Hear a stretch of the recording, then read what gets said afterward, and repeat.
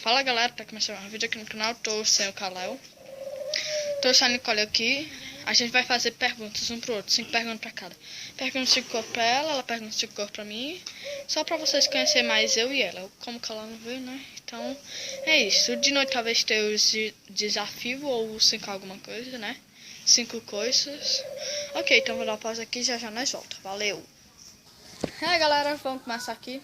Vou perguntar uma pergunta pra ela vai perguntar pra mim, ok? Qual é a sua idade?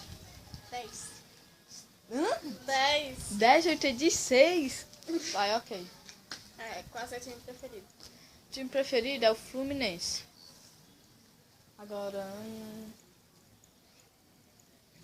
se você pudesse escolher entre uma viagem para Paris e uma para os Estados Unidos, qual você escolheria?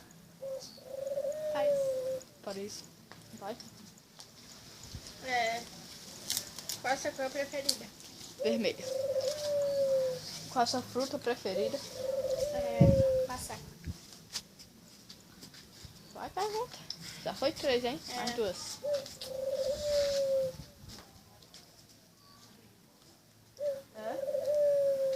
Pode ser qualquer coisa. Então, qual é a sua comida preferida? Comida?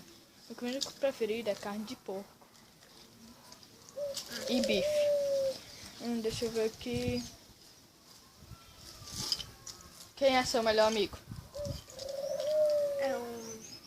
É um quê? Um calango? É? O menino a minha amiga lá da escola. Amigo da tua escola. Pergunta pra mim. Penúltima.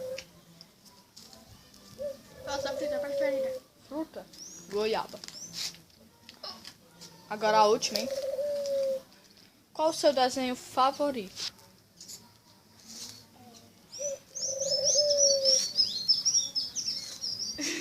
Pra cá. Vai, fala. Bob Esponja? Bob Esponja. Ela pergunta ainda pra mim. Bob Esponja? Eu não sei, é ela que escolhe, vai. Perguntando.